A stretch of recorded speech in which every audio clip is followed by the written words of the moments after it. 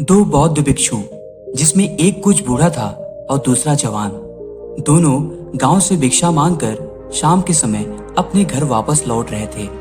आश्रम से कुछ पहले ही पहाड़ी से एक नदी बहती थी। शाम का समय था। एक जवान स्त्री उस नदी के किनारे खड़ी थी। उसे भी उस नदी को पार करना था, लेकिन वह डर रही थी क्योंकि वह नदी की गहराई से अनजान थी। बूढ़ा भिक्षुक आगे आगे चल रहा था। वह उस युवा लड़की को देखकर यह समझ गया कि उसे नदी पार करने के लिए किसी के सहारे की जरूरत है। बूढ़े भिक्षु का मन हुआ कि उसे हाथ से सहारा देकर नदी को पार करा दे, लेकिन स्त्री को सहारा देने के ख्याल मात्र से ही उसके अंदर से वर्षों से दबी हुई वासना एकदम खड़ी हो गई। स्त्री के हाथ को छूने की कल्पना मात्र से ही उसके रग-रग में, नस नस में मानो बिजली दौड़ने लगी हो। उसने पिछले 30 वर्षों से किसी स्त्री को नहीं छुआ था और अभी छूने के ख्याल मात्र से ही सारे प्राण कांपने लगे। एक तरह के बुखार ने उसके सारे व्यक्तित्व को घेर लिया है। उसने एक गहरी सांस ली व अपने मन को समझाया, ये कैसी पाप की बात सोच ली। मुझे क्या मतलब कोई नदी पार हो या ना हो, उसके लिए मैं अपना जीवन, अपनी साधना क्यों बिगाड़ूं। इतनी कीमती साधना, 30 वर्षों की साधना इस लड़की पे लगा दूं? हरगिज नहीं। यह कहकर उसने अपनी आंखें बंद कर ली। लेकिन वो जवान स्त्री तो आंख बंद करने पर भी दिखाई दे रही थी, या ये कहें कि और भी ज्यादा आकर्षक दिखाई देने लगी, क्योंकि अब मन जाग गया था। सोई हुई वासना जाग गई थी। आंख बंद किए हुए ही वो लड़की के बगल से होता हुआ नदी में उतर गया। और यह बात आपको तो पता ही होगी कि जिस चीज से आंखें बंद कर ली जाएं, वो असलियत में उतनी सुंदर कभी नहीं होगी जितनी आंख बंद करने या उससे जबरदस्ती मुंह फेरने पर वो लगने लगती है। उसने आंख बंद की और वो स्त्री उसके लिए एक अप्सरा हो गई। दरअसल सारी अप्सराएं ऐसे ही पैदा होती हैं, बंद आंखों से। दुनिया में सिर्फ स्त्रियां हैं, लेकिन आंख बंद करने व जबरदस्ती खुद को स्त्रियों से दूर करने की कोशिश में वह हमें अप्सराएं लगने लगती हैं।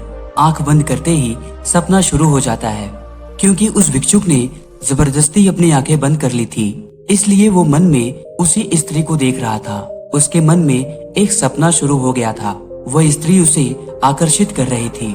उस बेचारी लड़की को, जो कि वहाँ पे खड़ी है, उसे कुछ नहीं पता कि उसकी वजह से उस साधु के मन में क्या द्वंद्व उत्पन्न हो गया है। वो तो बस वहाँ खड़ी है किसी के इंतजार में, जो कि उसे सहायता देकर नदी पार करा दे। नदी के घाट पर उस साधु का मन अशांत है और दो हिस्सों में बट जाता है। एक हिस्सा उसे उस लड़की की तरफ आकर्षित करता है, जबकि तुरंत ही उसका दूसरा हिस्सा उस लड़की से दूर जाने की सलाह देता है। इसी अशांत दिमाग के साथ वो भिक्षुक नदी पार करता है, लेकिन उसे तभी याद आता है कि उसका साथी तो पीछे रह गया। कहीं उस जवान औरत पर दया खाकर उसे नदी पार कराने के चक्कर में उसे छूने की भूल ना कर दे, इसलिए इससे पहले ही उसे सचेत कर देता हूँ। यह सोचकर वह पीछे मुड़ता है, लेकिन वह देखता है कि भूल हो चुकी है। वो जवान भिक्षुक उस औरत को कंधे पे लिए नदी पार करा रहा था। यह देखकर उस बूढ़े साधु के अंदर आग लग गई। ना जाने कैसा कैसा मन होने लगा।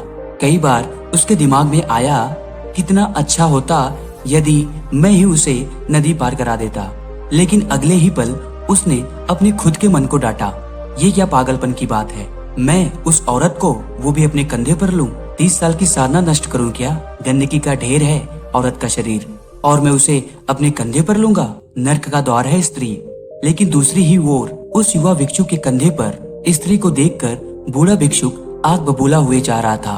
उसने सोचा, आज जाकर गुरु को कहूंगा कि ये युवा सन्यासी भ्रष्ट हो गया है, अपवित्र हो गया है, इसे आश्रम से बाहर निकाल दो। तभी वो युवा भिक्षुक उस औरत को नदी की दूसरी ओर अपने कंधे से उतारता है और चुपचाप आगे बढ़ जाता है। वो दोनों चलते रहते हैं, लेकिन बूढ़ा भिक्षुक उस युवा भिक्षुक से कोई बात नहीं करता। जब वो आश्रम के द्वार की तरफ बढ़ रहे थे, तब बूढ़े भिक्षुक ने सीढ़ियों पर खड़े होकर कहा, याद रखना, मैं गुरु से जाकर ये कहूंगा कि तुम पतित और अपवित्र हो चुके हो। आखिर तुमने उस स्त्री को कंधे पर क्यों उठाया? जवान भिक्षुक एकदम से चौंका। स्त्री? उसे तो मैंने उठाया था और नदी पार छोड़ भी दिया, पर ऐसा मालूम पड़ता है कि शायद आप उसे अभी भी अपने दिमाग में लेकर ढो रहे हैं। आपने तो उसे उठाया भी नहीं था, लेकिन आप अभी भी उसे अपने दिमाग में ढो रहे हैं, उसके बारे में सोच रहे हैं। मैं पिछले कुछ समय से आपको देखकर सोच रहा था कि आप किसी ध्यान में लिप्त हैं, लेकिन आप तो उस औरत को नदी पार करा रहे थे अपने मन ही मन में। दोस्तों, इसी प्रकार हमारे जीवन में हम उन पुरानी बातों और चीजों को ढोते रहते हैं जिनको लेकर हमारे अंदर लड़ाई चल रही होती है, और हमें पता भी नहीं चल पाता कि हम पुराने मानसिक बोझ को अपने साथ ढो रहे हैं। हमें पता ही नहीं चल पाता कि हमारे साथ क्या हो रहा है। हम सब अपने आप को दबा रहे हैं। वो दबाया हुआ एक दिन घाव हो जाता है और वह घाव पीड़ा देता है। उस घाव की वजह से हमें बाहर वो चीजें दिखाई देने लगती हैं जिनकी लड़ाई हमारे अंदर चल रही होती है। सारा संसार एक दर्पण बन जाता है। यदि आप एक आदमी की छाती पर सवार हो गए हैं तो फिर आप उसे छोड़कर नहीं जा सकते, क्योंकि आप उसे जैसे ही छोड़ेंगे वह आप पर हमला कर देगा। यदि किसी आदमी की छाती पर आप सवार हो गए हैं तो समझ लेना जितना आपने उसे दबाया है उससे भी ज्यादा आप उससे दब गए हैं, क्योंकि आप उसे छोड़कर नहीं जा सकते। मनुष्य जिन चीजों को दबा लेता है उन्हीं के साथ बंध जाता है। वो उन्हें छोड़कर हट नहीं सकता, कहीं जा नहीं सकता। इसलिए खुद के विचारों और भावनाओं को जबरदस्ती दबाने से बचना चाहिए, क्योंकि भावनाएं दबाकर आप दूसरों के सामने दिखावा तो कर सकते हैं, लेकिन आपके अंदर एक बवंडर, एक कलह उत्पन्न हो जाएगी और ये आपके अंदर अशांति और हीन भावना को उत्पन्न करेगी।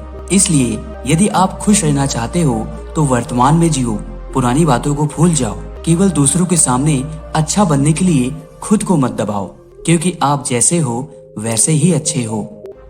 वीडियो अच्छी लगी हो तो लाइक कीजिए, सब्सक्राइब कीजिए। मिलते हैं अगले वीडियो के साथ। धन्यवाद।